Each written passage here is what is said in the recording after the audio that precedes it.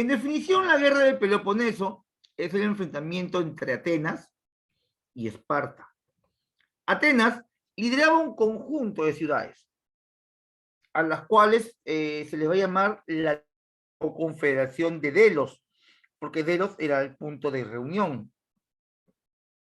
Mientras que Esparta formaba la Liga del Peloponeso, que hasta la actualidad, bueno, discuten los propios griegos entre ellos, si en realidad fue una liga o no, porque ocurre que para que tú ingreses a la Liga de Delos, encabezada por Atenas, tú eras invitado a nombre de la Liga de Delos. O sea, en nombre de la Liga de Delos se te invita a ti, ciudad griega, a pertenecer a la Liga de Delos. Pero en Esparta no ocurría eso. En Esparta, si querías pertenecer a la Liga del Peloponeso, solo tenías un acuerdo con Esparta, no con todas las ciudades que tenían una alianza con Esparta. Imaginemos que la Liga de Delos tenía 200 ciudades y las 200 ciudades estaban obligadas entre sí a colaborar. Pero si la Liga del Peloponeso tenía 100 ciudades, las 100 ciudades no estaban obligadas a colaborar entre ellas, sino solo con Esparta. Esparta era un poquito más rígido, más severo. Y estas ligas, tanto la del Peloponeso como la de Delos, lucharían por el control político comercial de Grecia. Esparta tenía un modelo aristocrático, plutocrático, mientras que Atenas un modelo democrático.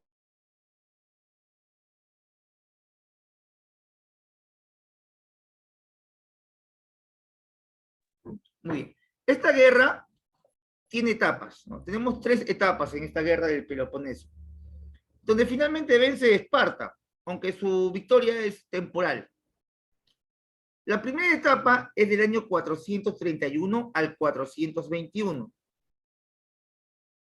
bien, antes de Cristo, llamado también la Guerra de los 10 años. Bien, Guerra de los 10 años. Esparta quería enfrentarse de manera frontal a los atenienses. Los atenienses no querían hacerlo. Sabían que enfrentarse frente a frente a los espartanos sería básicamente su muerte, puesto que los espartanos tenían mucha fama de ser guerreros implacables. ¿Qué hizo Atenas? ¿Cómo se iba a enfrentar a Esparta en esta primera guerra de 10 años? Llevaría la guerra al mar, llevaría sus tropas a embarcaciones para invitar a los espartanos a pelear mar adentro. Los espartanos no caerían en ese juego y deciden rodear la ciudad de Atenas. Atenas estaba amurallada, bien protegida. Era casi imposible que los espartanos ingresen a la ciudad de Atenas. Y no lo van a hacer. Lo que harían los espartanos sería cortar los suministros de alimentos y de agua, para que así ellos se rindieran a no tener alimentos. Ocurre que los alimentos igual llegaban a Atenas, pero así como llegaban alimentos, llegaban municiones y llegaban armas, también llegaron las enfermedades. Y apenas llegó una enfermedad desconocida, esta enfermedad se propició por todo el Ático, por toda la península ática, creando así una peste, la cual mataría a sus principales líderes. La primera etapa, esta guerra del Peloponeso, que duró 10 años, vamos a ver la muerte del líder más importante de Atenas, Pericles, apodado el Olímpico.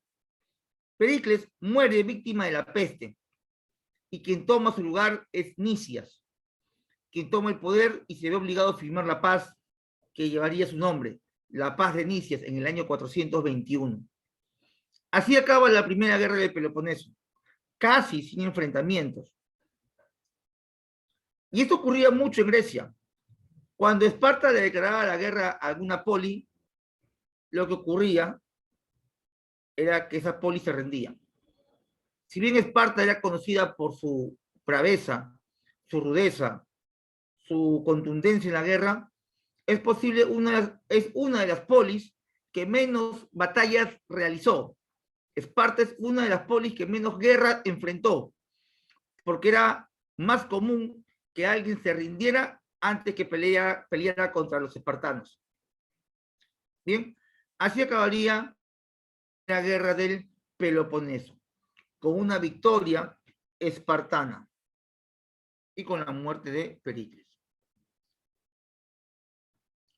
La segunda etapa, en el año 415 al 413, 2 añitos nada más, Alcibiades prepara una expedición a Siracusa. Siracusa, hoy conocida como la isla de Sicilia, que era aliada de Esparta. Pero ahí en Sicilia, donde vivían los íbaris o los ibaritas, los atenienses son vencidos. Por problemas religiosos, se pasa al bando espartano.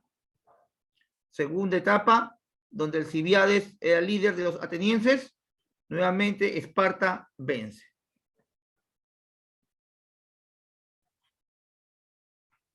Tercera etapa de la guerra del Peloponeso, año 404 a.C. Lisandro, general espartano, consigue ayuda tebana y persa. Ojo que te hablo de la ciudad de Tebas en Europa, porque recuerda que hay un Tebas también en Egipto, África, y los dos son importantes. Tebas es una ciudad fronteriza con Asia, y los persas eran sus enemigos de siempre. Sin embargo, Esparta se une con los persas solo para terminar de derrotar a los atenienses. Y esto se va a dar cuando los vencen en la batalla de Egospótamos. En la batalla de Egospótamos, tebanos, persas y espartanos vencen a los atenienses. Como consecuencia de estas guerras, la Liga del Peloponeso tuvo un corto periodo de apogeo. ¿Pero por qué un corto periodo de apogeo? Porque Tebas decide también enfrentarse luego a los espartanos. Surge la ciudad de Tebas, donde destacan los generales tebanos Pelópidas y Epaminondas. Epaminondas, suena como pastilla para el hígado, ¿no? Epaminondas. Quienes vencieron a Esparta en las batallas de Leuctra y Mantinea. Tebas se quedaría con la hegemonía. A ver, ¿qué? Sí, no, suena como una pastillita. Luego de estas victorias tebanas en Leuctra y Mantinea, Esparta queda mal parada. Atenas estaba destruida. ¿Quién aprovecha? Una ciudad del norte. Había una ciudad del norte llamada Macedonia, que en la actualidad es país, creo, ¿no? Creo que hasta en el Mundial creo que está Macedonia. Ahí, chicos, ¿me confirman ustedes que ven fútbol? ¿Me confirman Macedonia está en el Mundial? ¿Han visto el Mundial por casualidad? ¿Pierden el tiempo viendo el Mundial? Ah, ya, porque yo no lo veo. Ni resumen he visto ahora. Bien, entonces, Macedonia, que estaba al norte, que mañana juega Francia. Ah, me confirma, sí, sí. Ah, ya, está en el Mundial Macedonia. Macedonia es del tamaño de Huancayo, es una cosa chiquita. Claro, está al norte, así es, está al norte de Grecia, así es. Bien, entonces Macedonia tuvo un líder que se llamaba Filipo II el Tuerto. Filipo II el Tuerto decía que era griego, helenista, que él amaba la cultura griega, los mismos dioses, mismos idiomas, mismo todo.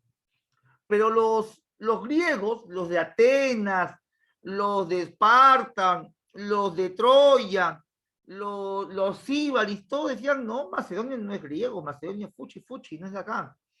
¿No? Algo así como lo que pasa con Chile, pues no, que nadie lo quiere en Sudamérica, igualito Macedonia, nadie lo quería en la península. Pero sin embargo, en esa península, Filipo II arma un ejército y conquista a todos, aprovechando la matanza que hubo en la guerra del Peloponeso. Se va a apropiar de todo, y el sueño de Filipo para quedar en la inmortalidad era conquistar el imperio persa. Era lo que más soñaba. Al final no lo va a lograr, y el que lo logra es su hijo, Alejandro. ¿Han escuchado de Alejandro el Magno o Alejandro Magno? El más grande conquistador, que a los 30 años conquistó 3 continentes, ¿te imaginas? Yo me voy por 40 años y todavía no conquisto ni mi distrito, pero ya próximamente, pronto. Me lanzo para la alcaldía. Bien, Macedonia no era una poligriega, bueno, para algunos. Sin embargo, gracias a la acción de sus reyes, Filipo II, en el año 359 al 336 a.C., y su hijo Alejandro Magno logran dominar Grecia. ¿Qué tal, Misael? ¿Cómo estás? Bien, junto a Alejandro y Filipo, los dos logran conquistar toda Grecia. Yo ahora, como te pongo como anécdota, el tema del mundial, ¿no? Tú sabes que en Qatar, un momentito.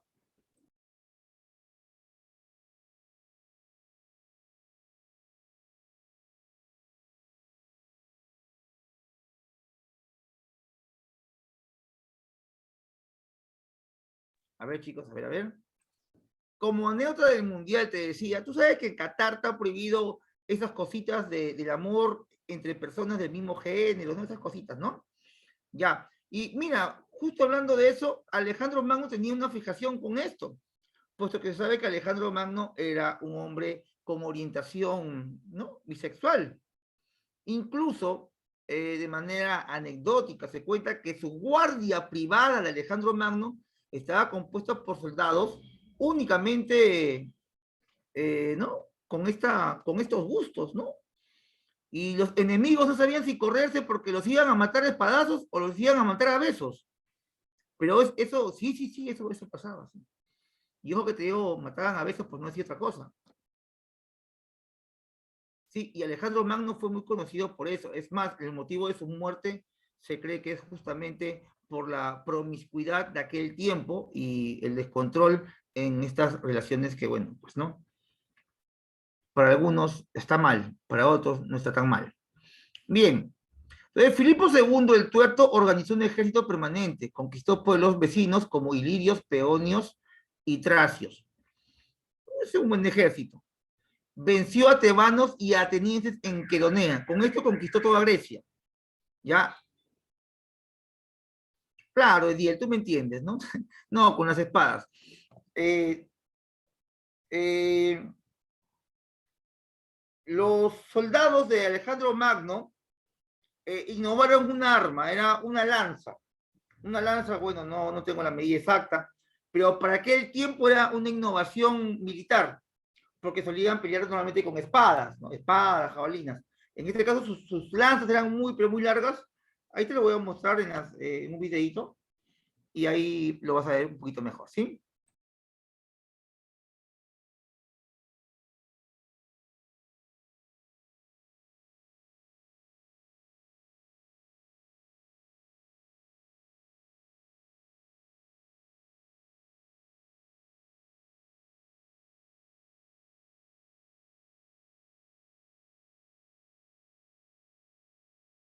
Bien, continuamos, chicos, continuamos.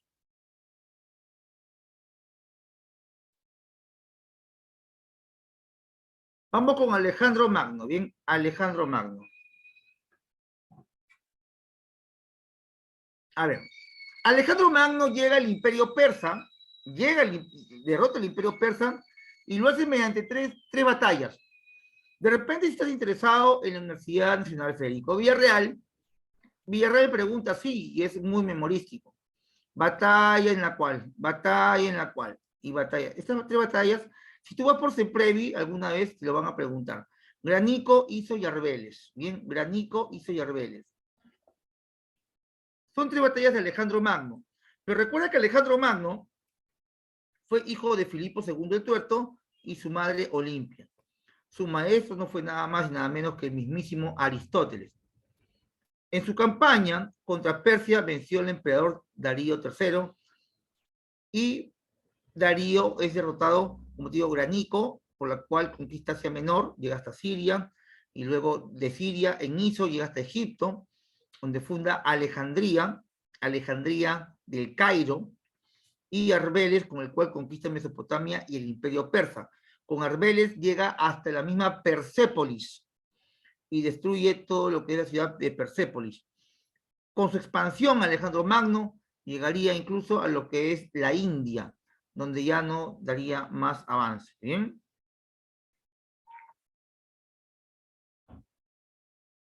Y ahí terminamos con lo que es las guerras del Peloponeso.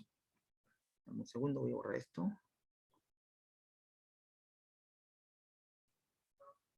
Listo.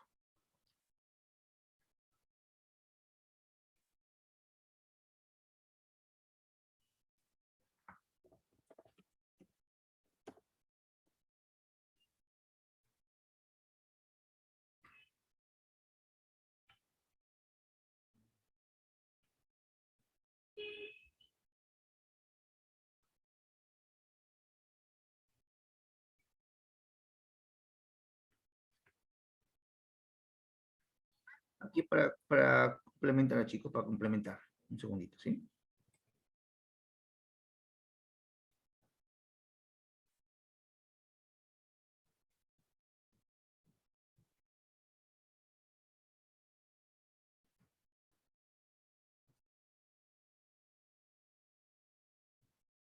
Alejandro Magno muere con solo 32 años, tras haber convertido el pequeño reino macedonio en uno grande, muy grande, y lo logra en tan solo 10 años. Cuando tiene solo 20 años, su padre es asesinado el mismo día en el que se casa su hermana. Alejandro hereda un reino en llamas, los griegos y los tracios se rebelan contra él, pero en solo un año logra sofocar la revuelta, y 2 años después inicia la conquista del gran imperio persa, el mayor enemigo de Macedonia y toda Grecia. Derrota a los persas en la batalla del Gránico y avanza por la costa liberando las ciudades griegas que estaban dominadas por Persia. Llega entonces...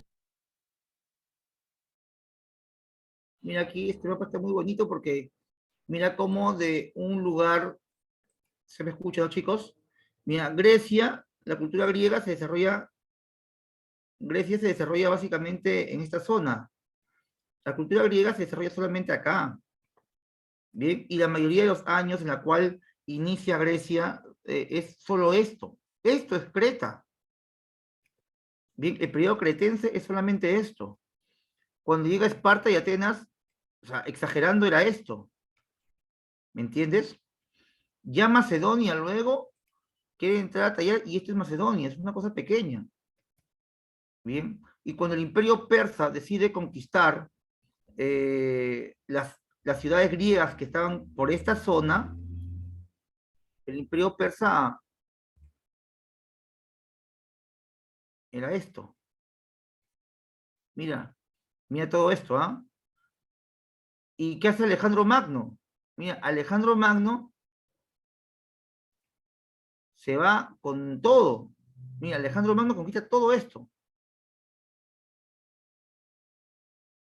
O sea, es algo increíble, ¿no? Un hombre apenas de 30 años. Pero, ¿cómo es que se da, no? ¿Cómo es que se da? ¿Por qué lo hace? Un gran estratega militar, obviamente su valentía no se discute, y bueno, aquí ya en la India sería su declive, ¿no? Hasta ahí nomás llegaría. Aparte, porque cada vez que avanzaba, recuerdan, él no puede estar en todos lados, pues no hay internet ni nada de esas cosas. Entonces, ¿qué hace Alejandro Magno? Al avanzar se va dando cuenta que los soldados que él dejaba encargados en Mesopotamia, en Siria, en Egipto, en Lidia, iban tomando como que poder. Entonces, a él no le convenía eso. Entonces, para que no tomen poder, mejor me regreso. ¿No? Y Alejandro Magno va a morir aquí, pues, ¿no? Dicen aquí en el imperio persa, en Babilonia, en esta zona, en el Golfo Pérsico.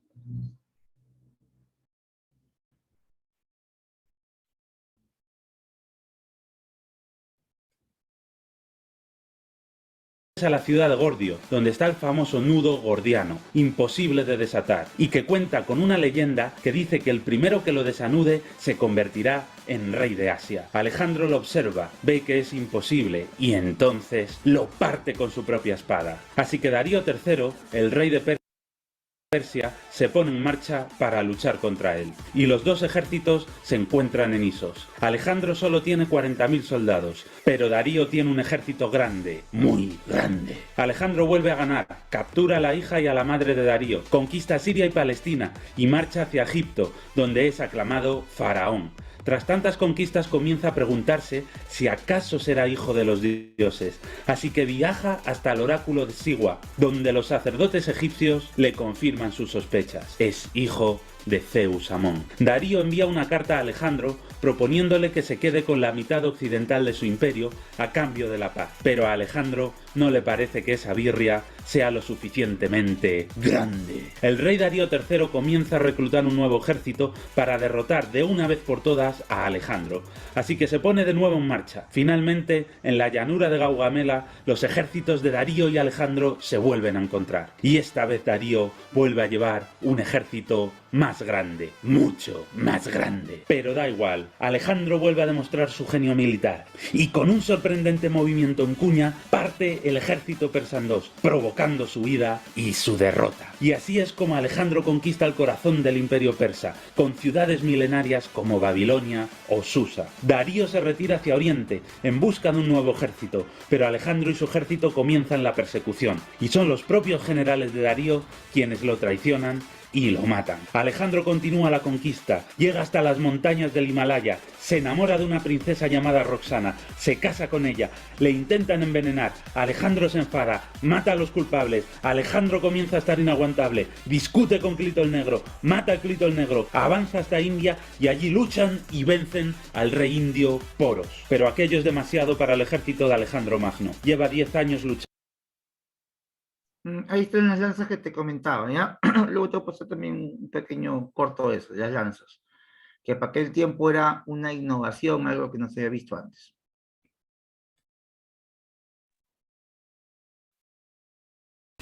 De manera ininterrumpida, desde Macedonia hasta India, y ya no pueden más. Se amotinan y Alejandro decide volver. Y así es como 12 años después de haber iniciado sus conquistas, y tras haber conquistado todo el imperio persa, Alejandro y su ejército vuelven a Babilonia a descansar. En ese momento, Alejandro se casa 2 veces más, y es que a Alejandro Magno le gustaba la marcha. Y se decía que a su general Hefestión lo quería mucho. Y cuando digo mucho, me refiero a mucho. Y finalmente, en el año 324 a.C., en misteriosas circunstancias, quizás víctima de una enfermedad tropical o quizás víctima del veneno, Alejandro Magno muere. Tan extensas fueron sus conquistas que los historiadores romanos lo acabaron llamando Alejandro Magno, o lo que es lo mismo, Alejandro el Grande. ¿Qué pasa, loco? Así que quieres aprender inglés. Aquí tienes 3Me preguntan, sí, Ariel, así es. Sí. Bueno, en este caso era bisexual el señor. Es algo que no tiene nada que ver con la historia, pero se lo digo como anécdota, ¿bien? La historia nunca analiza la vida privada de las personas. La historia analiza lo que es la importancia de los hechos, ¿no? O lo que hizo, ¿no? Lo que destacó, ¿no? Si se lo cuento simplemente para que lo tengan en cuenta y para que vean que ese tema es muy normal tanto en la antigüedad como ahora. Así que ahora se escandalizan, ay, que no, ¿cómo es posible? Es de lo más normal, siempre ha sido normal, ¿ya? Dile, me dice, ¿qué tenían las lanzas? Las lanzas es que en aquel tiempo era una innovación. Sí, Xiomara, dime.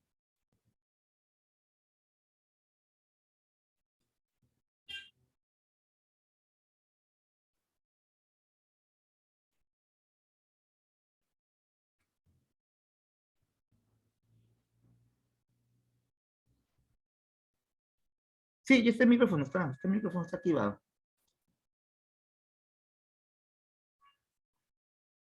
Ah, ya.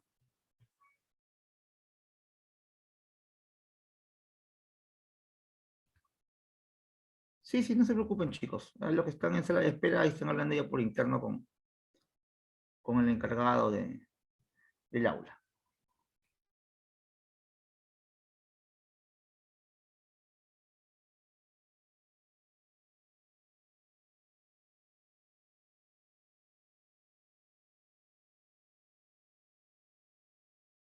Bien, ahí vemos entonces dos, dos historias en una, ¿no? El rapto de las Sabinas y Rómulo y Remo. Te voy a repetir, primer rey de Roma, Rómulo, siguiente Numa Pompilio, siguiente Tulio Hostilio, luego Anco Marcio. ¿Bien? Tenemos ahí entonces a los reyes más importantes, a los latinos. Pero luego sufren una invasión, que sería la invasión de los etruscos. Bien, primero reyes latinos, luego reyes etruscos. Con los etruscos destacaría nuestro amigo Tarquino Prisco. Tarquino Prisco o Tarquino el Antiguo, quien construyó el Foro Romano. Tarquino Prisco o el Antiguo es apodado también el embellecedor de Roma. Él crearía el Circo Romano, la Cloaca Máxima y el Templo de Júpiter. En la actualidad, hasta ahora está en pie el Circo Romano. Obviamente, no al 100%, pero sí gran parte de su estructura está en pie. La Cloaca Máxima son desagües que también están en pie. Y algo importante de destacar, chicos, que hace, bueno, no menos de unos meses, estuve por la ciudad de Ayacucho, en el templo de Huari, y había un estudio, había venido un grupo de arqueólogos italianos que estaban haciendo un estudio con respecto a la similitud de los acueductos o cloacas romanas y similitud con Huari. ¿Te imaginas? Huari tenía una tecnología muy parecida a la romana con respecto a desagües. Y esto es muy, muy poco visto, difundido aquí en el Perú, pero te lo digo desde ahora. Huari tenía desagües. ¿Te imaginas? De roca, de piedra, sólida. Bien. Luego de Tarquino Prisco, viene Servio Tulio. Servio Tulio dividió la población en 5 clases según su fortuna. Él amuralló Roma, puesto que vio ya el peligro que venía de sus vecinos. Finalmente vendría Tarquino el Soberbio. Él es el último rey etrusco. Fue depuesto por los patricios. ¿Pero quiénes son los patricios? Los patricios son los descendientes de los latinos, quienes habían sido expulsados por los etruscos. Entonces, los latinos buscan reivindicar su territorio y lo van a hacer. Tarquino el Soberbio es recordado por eso, porque es derrotado por los patricios. Y de ahí en adelante acabaría la monarquía para establecerse una república en todo el territorio romano, actualmente Italia. ¿Cómo se compuso la sociedad romana? Sabemos que cada sociedad tiene sus características propias. Venimos acá al Perú, tenemos diferentes clases, o al menos en las etapas anteriores como preincaico, incaico, virreinato, colonia y república, hubieron clases sociales muy marcadas. En la actualidad se supone que no debe haber clases sociales, pero en la antigüedad sí hubieron, y muy fuertes las diferencias. En el caso de Roma, habían ciudadanos que tenían todos los derechos, eran los patricios. Estos patricios no venían de los etruscos, estos patricios descendían de los latinos. Por eso dice acá que patricios, descendientes de los fundadores de Roma, formaban el verdadero pueblo romano, llamado populus, es decir, ciudadanos con derechos. Eran terratenientes. ¿Y qué es un terrateniente? No te olvides que un terrateniente es una persona que tiene tierras, ¿no?, y las consiguió bajo la fuerza. Luego del patricio, los patricios y los plebeyos. El plebeyo, los plebeyos, eran libres, pero no ciudadanos. Vivían en Roma, pero no eran considerados ciudadanos. Posiblemente descendientes de los etruscos, en muchos casos. Se dedicaron al comercio, industria y a la pequeña agricultura. integrado por aventureros, libertos y extranjeros. Con el correr de los años, conquistaron muchos derechos. Hasta ahí está claro, chicos, no te olvides. Patricio es el único ciudadano hasta ahora, no hay más. El único ciudadano de Roma se llama Patricio. El plebeyo no. El plebeyo era un hombre libre simplemente, que vivía en Roma. Luego están los nobilitas. Durante la etapa de la República surgió esta nueva clase social. Era una clase media, aristocrática, integrada por plebeyos enriquecidos a través del matrimonio con el patriciado romano. Vamos a decirle que son una especie de mestizaje. Por debajo de ellos, los clientes eran hombres de condición libre, pero acogidos, adoptados y protegidos por un pater familias. Cuando tú eres acogido por un pater familias, cambia tu figura. ¿Por qué? Porque el pater familias es la máxima autoridad dentro de un hogar. Es como tu papá en la casa, ¿no? Si es que vives con él, o has vivido, o tu abuelito. El pater familias, máxima autoridad. Pero en Roma, imaginemos que hay un caso de adulterio, de robo, maltrato, difamación. Todos esos casos caseros lo ve el pater familias. No es que yo voy a la comisaría, te denuncio, no, no. Tienes algo que quejarte, quéjate con tu pater familias. Y si el pater familias lo veía conveniente, incluso él te podía hasta sentenciar a muerte. Y lo podía hacer. Entonces, si estás bajo el cargo de un pater familias, cuidado que también te podía sentenciar a muerte. Finalmente, los esclavos. Un esclavo es un objeto para Roma. Recordemos que la cultura romana se desarrolla en el periodo de la Edad de Hierro. Y en la Edad de Hierro es el esclavismo evolucionado, donde el esclavo es considerado un objeto.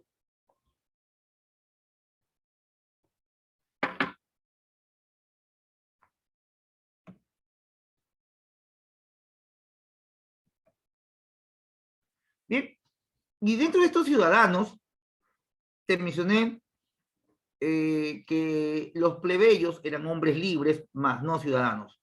Pero ellos lucharían para tener derechos, como si fueran ciudadanos. Ellos pelearían no solamente de manera política, sino también hasta de forma armada, creando por ahí guerras civiles. La primera guerra civil, por ejemplo, porque fueron 3 guerras civiles las romanas, la primera guerra civil fue para reclamar derechos. Pero esta ley que te estoy mostrando, la ley de las 12 tablas, creada en el año 450 a.C., es la primera ley que habla de igualdad. Son unos escritos que mencionan la igualdad de las personas ante cualquier tipo de ley escrita. Se llamó la ley de las 12 tablas y fue redactada por unos magistrados llamados los decémviros.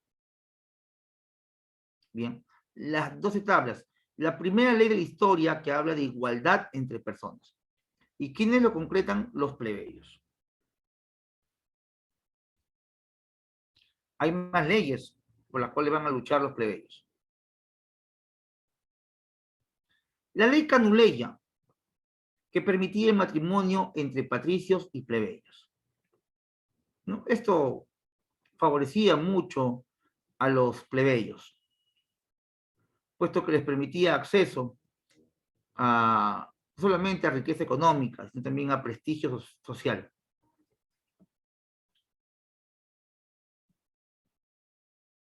Luego tenemos la ley Licinia, que estableció que uno de los cónsules debe ser de origen plebeyo. Ley Licinia. Bien, tenemos ahí 12 tablas, Canuleia, Licinia, ahí viene creo que la Ogulnia, esta ley Ogulnia, que permitía el acceso a los plebes a los colegios sacerdotales. ¿Y por qué es importante que los plebeyos ingresen a estos colegios? Porque los colegios, como hasta en la actualidad, tienen ciertos estándares de calidad. Bien, un colegio rural no va a ser que un colegio de una zona urbana de Lima. Entonces, ¿qué buscaban los plebeyos? Que sus hijos tengan la mejor educación, y la mejor educación se daba en los colegios de sacerdotes.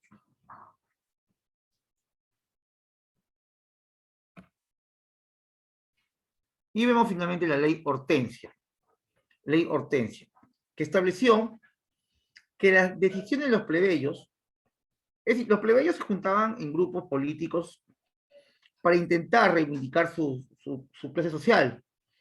Cuando se juntaban y sacaban un decreto, una ley, algo que querían reclamar, ellos lo llamaban plebiscitos. Plebiscitos. ¿Bien? Y estos plebiscitos luego se convertirían en leyes. Ya, habían grupos de magistrados, Jocelyn. Estos magistrados se llamaban los decémviros. Magistrados, representantes. Es como en la actualidad que hay ministros, igualito.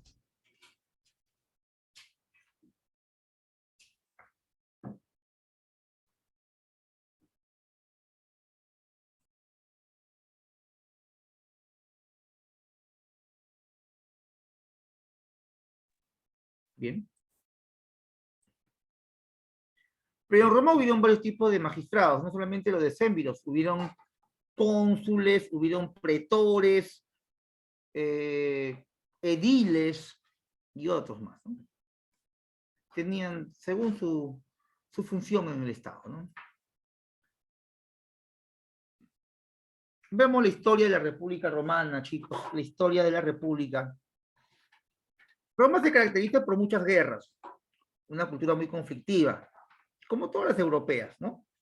Normalmente las culturas antiguas siempre están llenas de guerras, ¿no? En la actualidad, ir a una guerra es muy difícil que una cultura o un país entre en guerra porque se le ocurre, ¿no? Es complicadísimo. Ahora existe mucho la diplomacia, y hay otro tipo de guerra, ¿no? Como la guerra psicológica, la bioquímica, la guerra, qué sé yo, pues, otra vez económica, todo es economía. Por ejemplo, Chile no gana la guerra del Pacífico, pero luego sigue con su guerra económica y nos ha invadido económicamente. Muchos de los productos que usamos son chilenos, los supermercados que compras son chilenos, los productos que tú crees que son peruanos son chilenos, y es una manera de invasión, sin necesidad de hacernos la guerra. Pero en la antigüedad no, en la antigüedad era te meto cuchillo porque te meto cuchillo, pum, espadazo, guash, pum, y todos morían. Y Roma era eso, full guerra. Bien, ¿cómo conquista la cultura romana la península itálica? La conquista de Italia significó para Roma un periodo de casi 200 años de conflictos. No es algo de la noche a la mañana, pues son 200 años de conflictos. Viene la guerra contra los etruscos, ¿no? Ya vimos eso al inicio, latinos contra etruscos. Los romanos se apoderan de las Bellas. La guerra contra los ecuos y volscos. Acá destaca un general llamado Coroliano, quien es también vencido.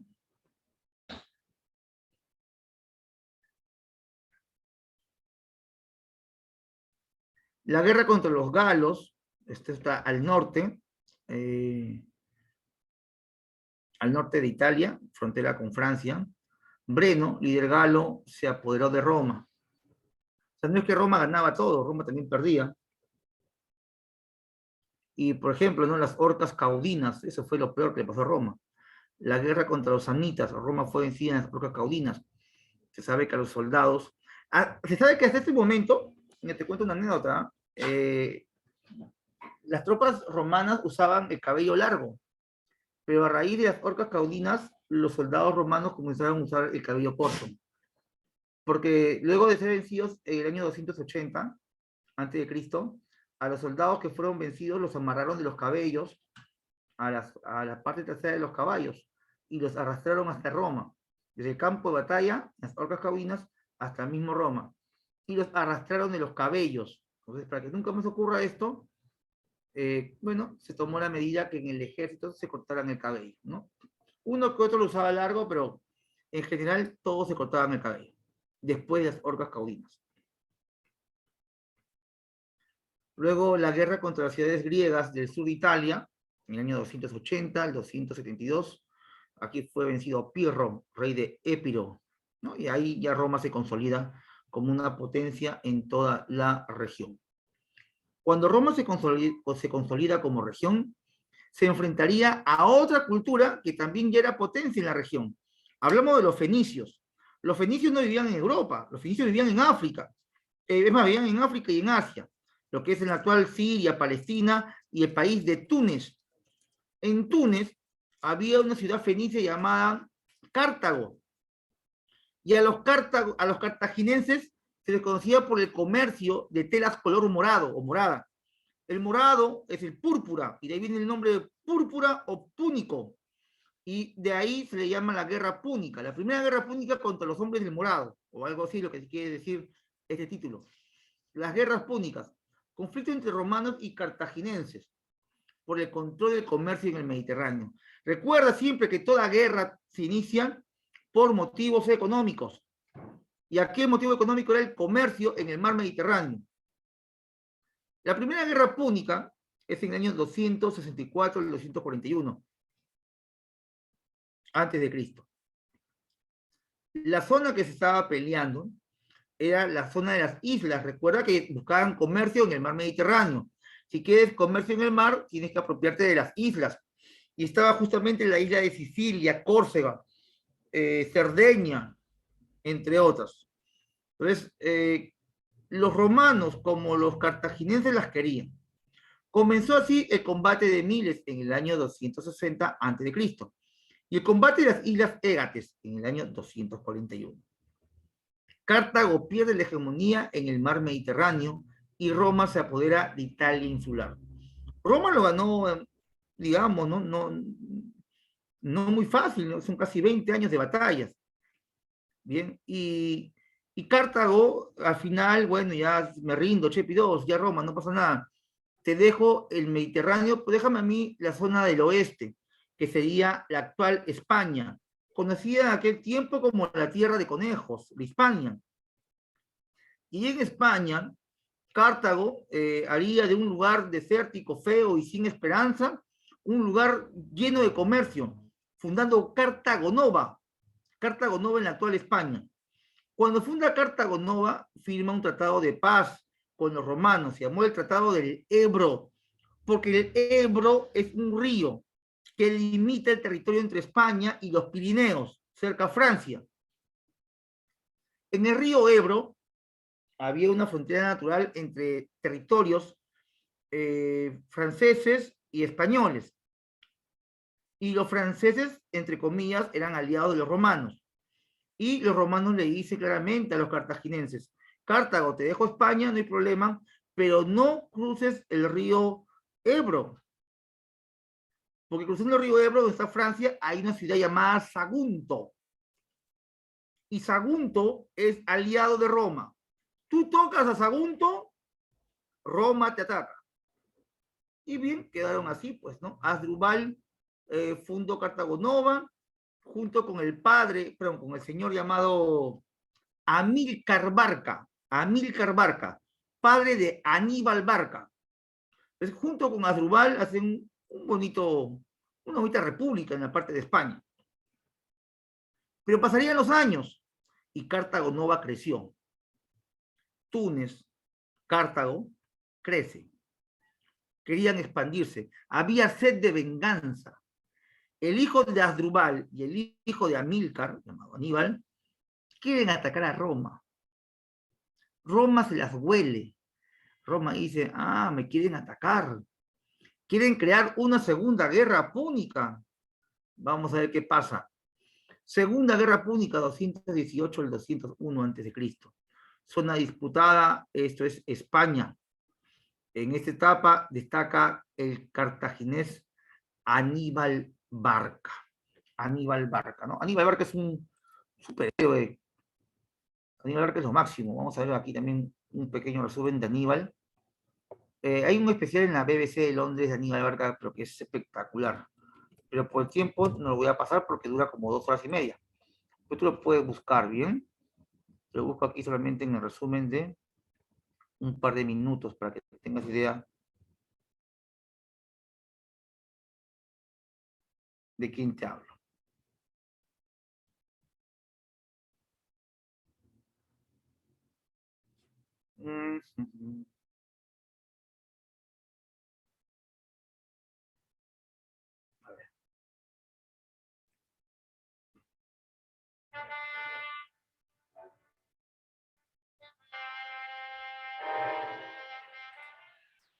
Aníbal Barca nació en el año 247 a.C. en Cartago. Era hijo del general Amílcar Barca, quien le hizo jurar odio eterno a los romanos. Por aquel tiempo, la cultura de Cartago se basaba en la cultura helénica, en la que estaba muy presente el arte de la guerra. Aníbal fue educado con el modo de razonamiento griego llamado metis, caracterizado por la inteligencia y la astucia. En el año 229 a.C., tras la muerte de su padre y el asesinato de su cuñado Asdrúbal, Aníbal fue elegido por el ejército de Cartago, comandante en jefe. Durante los primeros años de su mandato tan solo sometía pueblos indígenas y reforzaba todos sus territorios, pero fue en el año 219 a.C. cuando decidió tomar Sagunto, rompiendo el tratado con los romanos, ya que los cartagineses no podían atacar a un aliado de Roma. Aquello fue el comienzo de la Segunda Guerra Púnica. Con todos los hombres que tenía más los que había reclutado en los diferentes pueblos indígenas, formó un ejército de más de 60.000 soldados. Marchó hacia Italia, con el propósito de destruir Roma. El recorrido fue duro y las bajas fueron numerosas. Primero atravesó los Pirineos, después pasó por las Galias y por último atravesó los Alpes. Al acabar el recorrido se encontraba en la llanura del río Po. Allí derrotó sucesivamente a los romanos en Tesino y Trebia. Poco a poco se fue haciendo con el control de Italia central, pero no pudo atravesar las sólidas murallas de la ciudad de Roma. Desde Hispania, su hermano Asdrúbal llevaba tropas de refuerzo para conseguir asaltar Roma, pero en el camino fueron emboscadas y vencidas. Los romanos ganaron territorio hispano y se adentraron en el norte de África, amenazando directamente Cartago.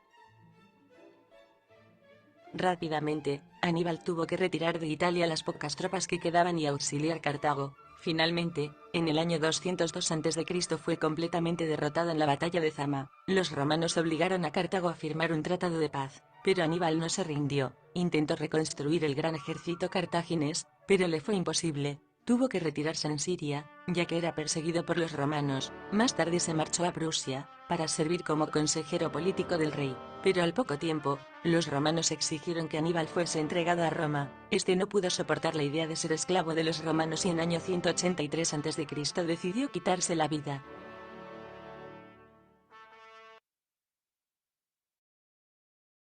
Al gran Aníbal Barca. Vamos a continuar, ¿bien?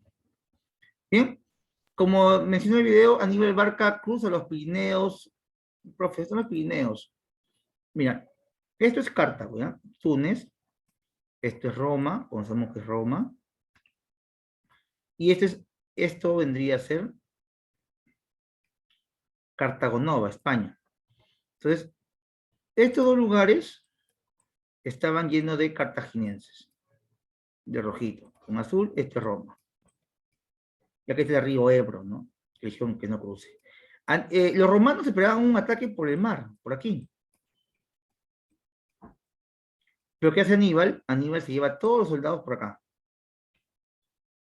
Cruza los Pirineos, cruza los Alpes y ataca en la batalla de Sagunto, Tesino, Trebia, Trasimeno y Canas. Canas fue la victoria contundente. Pero luego de Canas, Aníbal pide la rendición de los romanos. Y los romanos le dicen, bien, vamos a rendirnos, danos un par de días, pasaron semanas, meses, no se rendían. Y mientras que Aníbal esperaba la rendición, los romanos estaban rearmando en el mar. ¿Pero por qué se rearmarían? ¿Van a atacar a Aníbal Barca de frente? No. Los romanos se fueron a atacar a Cartago Nova. ¿Y por qué harían eso? Porque en Cartago Nova no había soldados, porque todos estaban en Roma. Entonces se van a atacar Cartago Nova y matan a la familia de Aníbal Barca. Y luego de matarlos, ¿qué hacen? ¿Tú crees que fueron de frente nuevamente a atacar a Aníbal? No, no fueron a buscar a Aníbal. Se fueron hacia el Senado cartaginés, a destruir el Senado. Y es como va a ocurrir. Cuando se fue rumbo al Senado, el Senado pide auxilio a Aníbal y Aníbal tuvo que dejar toda Roma. Cuando deja Roma, Aníbal se enfrenta a los romanos en la batalla de Zama, donde sería el último decisivo enfrentamiento, donde los romanos vencen, puesto que serían encabezados por el general Escipión el Africano. Se sabe que antes, momentos previos de la batalla, Aníbal le pide a Escipión que paren con la sangre. No quería continuar con la guerra. Ese Escipión, ya mucha sangre se ha derramado.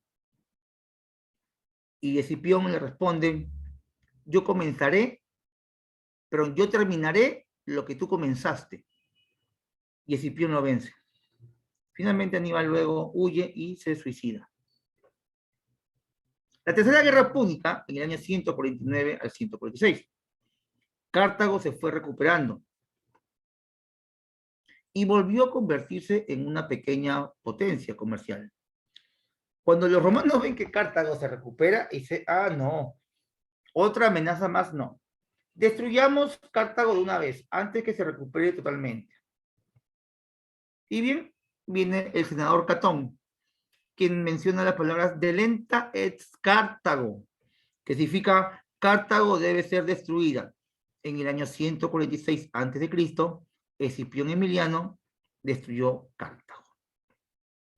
Esto traería consecuencias para Roma, entre ellas una sobrepoblación de esclavos. Al haber muchos esclavos, es como la ley de la oferta y la demanda, la inflación y demás. Comienza a surgir la inflación en Roma. La economía romana, en vez de mejorar, se empeoró. Si bien había mucha más mano de obra de esclavos, había también mano de obra romana desempleada. Entonces, Tiberio Graco, Tiberio Graco es descendiente de los Escipión, trató de amilanar este debacle económico y da una ley llamada la ley agraria, que limitó los latifundios y repartió tierras a los pobres. Esto no le gustó al Senado romano y mandan a matar a Tiberio Graco. Pero Tiberio Graco no vivía solo, vivía con su hermano, Cayo Graco, quien también era otro senador. 10 años después, lanza la ley frumentaria, que consistía en la venta del trigo a menor precio a los pobres. Consecuencia de esto, también lo mandaron a matar. Roma seguía en guerras y viene la guerra contra Yugurta, donde venció Roma. Se da la primera guerra civil entre los nobles y los menos afortunados. Mario y Sila. Mario representaba a los plebeyos, pobres. Sila a la aristocracia. Esta guerra la vencería Sila. Y sería el inicio de varias guerras civiles, puesto que son 3 las guerras civiles. 3 guerras que enfrentarían a los romanos entre sí. En medio del alboroto popular, se da el levantamiento en Capua. Capua es una ciudad de Italia, donde Espartaco se rebela contra el Estado romano, pero no buscando un cambio, sino simplemente se rebela porque quería huir. Él era un gladiador. Él no era un esclavo, era gladiador. Es muy diferente gladiador que esclavo. El gladiador pelea para entretener a la gente y lo obligan a pelear hasta la muerte porque tuvo una falta, un delito o cometió algo. El esclavo es un objeto, pero a la rebelión de Espartaco se le suman miles de esclavos, miles. Luego esta rebelión es vencida por Pompeyo y Crassus. Tan importante en la historia es este levantamiento de Capua que hasta serie en Netflix tiene Espartaco. ¿Alguien ha visto esta serie de Espartaco? ¿Alguien ha escuchado de Espartaco? ¿No? ¿Nadie? ¿Cómo era la vida de un gladiador? ¿Cómo era la vida de un gladiador de Roma? No era una vida fácil, ¿eh? Era complicado.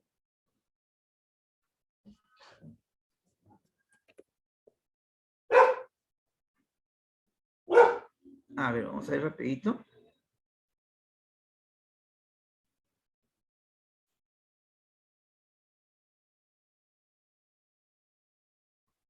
El video es larguito, pero solamente te voy a pasar Así es, matar para vivir. La verdad sobre la vida de los gladiadores romanos. Hace 2000 años, en la antigua Roma, se celebraban juegos en los que esclavos con armadura peleaban con valor y honor sobre la arena del Coliseo y otros anfiteatros de toda la ciudad. Estos guerreros eran vistos como dioses en la tierra, las máximas estrellas del entretenimiento romano. Estos hombres eran los gladiadores. La historia los tiene como guerreros sanguinarios, incapaces de perdonar la vida de su oponente e invulnerables al miedo de morir atravesado por el acero de una espada. Pero esto es del todo cierto. ¿Cómo estos esclavos llegaron a convertirse en gladiadores y por qué lo hacían? ¿Acaso su naturaleza era matar para satisfacer a otros? Prepara palomitas y ponte cómodo, porque esta es la historia no contada por Hollywood. Ponte al día con nuestras actualizaciones. El negocio de comprar y vender gladiadores. Los hombres de la antigua Roma no nacían siendo gladiadores, era necesario convertirlos en ello. Alrededor del 100 a.C. ya existían las primeras escuelas de gladiadores en Roma. Ludus Magnus era un edificio con acceso subterráneo al Coliseo, donde vivían y entrenaban los más grandes luchadores de la época. Los gladiadores eran principalmente esclavos comercializados por un hombre que los compraba, los entrenaba y los alquilaba. Un traficante que ganaba mucho dinero mercadeando vidas humanas en el negocio de la muerte. Esta figura se conoce como el lanista. Pero no todos los gladiadores eran esclavos. Algunos habían sido criminales condenados o prisioneros de guerra, y a este grupo se les conocía como noxi, de quienes el público no esperaba más que murieran por la espada de otros gladiadores o al ser atacados por una fiera salvaje. En pocas palabras, la función de estos hombres era entretener derramando su sangre en la arena. Entre los gladiadores de la antigua Roma, también hubo hombres libres que vieron en este oficio una oportunidad de ganar dinero y fama, aún sabiendo el alto precio que esto significaba. Pero cuando había deudas, se tenía que pagarlas. Los combates entre gladiadores eran un negocio más grande que el mero objetivo de entretener, y para el lanista, ganar dinero. Aprovechando las emociones desmedidas que estos provocaban en el pueblo, la clase dominante sacaba provecho al conseguir apoyo para un político, y los usaban para desviar la atención de los problemas en el imperio, como la corrupción y la desigualdad. Y como todo negocio redituable, los lanistas no estaban dispuestos a perder su mercancía e inversión. Aunque son innegables las masacres suscitadas durante los juegos en el Coliseo romano, no es menos cierto que estas generalmente se aplicaban a los noxi, hombres ya condenados a muerte que solo servían de sangriento entretenimiento. Rara vez los verdaderos gladiadores morían en combate, porque el público solía perdonar la vida de un gladiador que luchara con valor, honor y buen desempeño. Entrenamiento y mejor vida que de esclavos. Al entrar en la escuela de gladiadores, el lanista comenzaba a invertir en su mercancía. Lo primero que hacía era revisar su salud para saber si el novato podía ser vendido como un gladiador entrenado. Incluso siendo esclavos, la vida en la escuela de los nuevos reclutas no era para nada despreciable. Aunque vivían encadenados dentro de incómodas celdas, los novatos eran tratados mucho mejor que cualquier prisionero u otro esclavo. Comían 3 veces al día alimentos a base de granos, cebada y trigo, pero con poca carne y pocos lácteos, según recientes hallazgos científicos. Además, se mantenían bien hidratados y recibían constantes visitas médicas para salvaguardar la buena salud.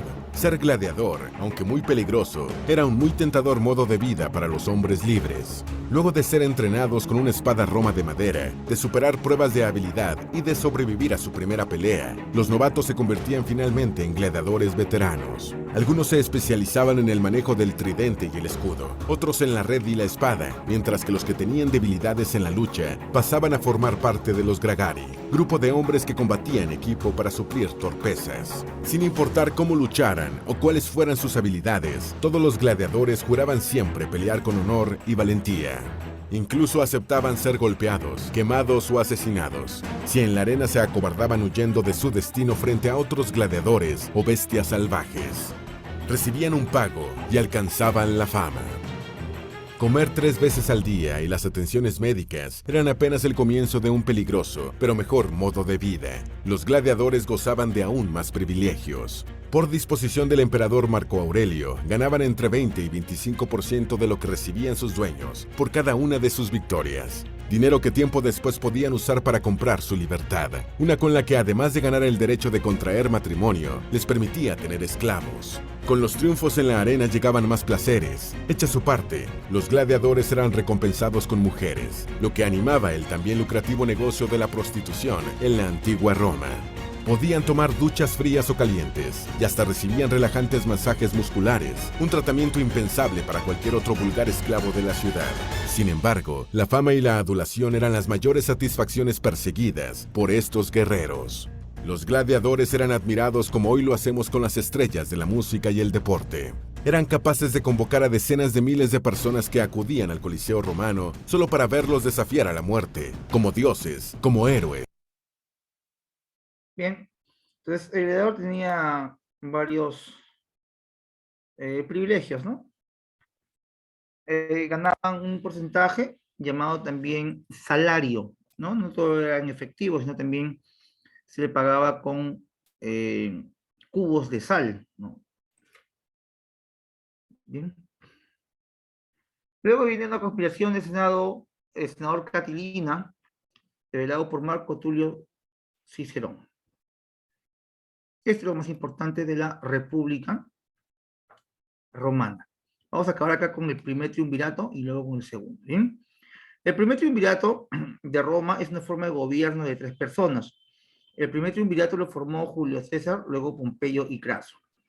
Julio César es nombrado cónsul, luego entre los años 58 al 51 a.C., es procónsul en las Galias. Allí derrotó a su enemigo Vercingetorix, líder de los galos en la batalla de Alesia.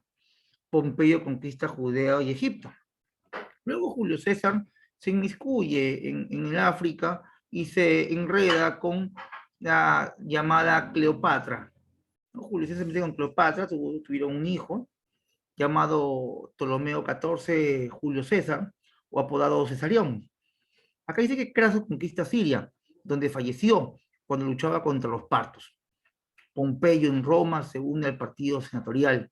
El Senado destituye a Julio César y lo obliga a regresar, estallando así la Segunda Guerra Civil.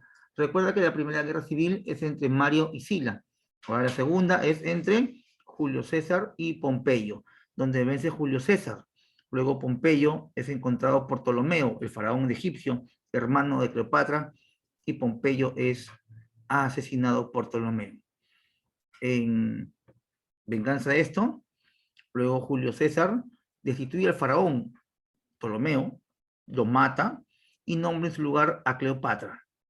Se dirige hacia el Asia Menor, donde vence a Farnaces y lanza la frase vine, viví, vencí. Julio César es nombrado dictador perpetuo y establece el calendario juliano. Luego, Julio César es asesinado en los idus de marzo. ¿Quiénes matan a Julio César? Lo van a matar sus propios alumnos, el senador Casio, Décimo y Marco Bruto. Décimo y Marco Bruto eran hermanos, ¿bien? Y a su vez, alumnos de Julio César. Una vez muerto Julio César, el Senado ordena la detención de los asesinos y para detenerlos, crean el segundo triunvirato, formado por Marco Antonio, Octavio y Lépido. Lépido, finalmente te lo resumo ya por el tiempo, Lépido traiciona el triunvirato, es enviado como sumo sacerdote. Marco Antonio se va a Egipto, se queda con Cleopatra, manda a matar al hijo de Julio César, llamado Cesarión, le hace gemelos a Cleopatra, y Octavio le hace la tercera guerra civil a Marco Antonio por esa ofensa, quedando así en el poder únicamente Octavio. Bien, chicos, y ahí nos vamos a quedar. Bien, jóvenes, espero que te haya gustado la clase, que se haya entendido, y bueno, las recomendaciones de siempre, estar atentos y participar. Vamos a un pequeño descanso de 5 minutos y volvemos con álgebra.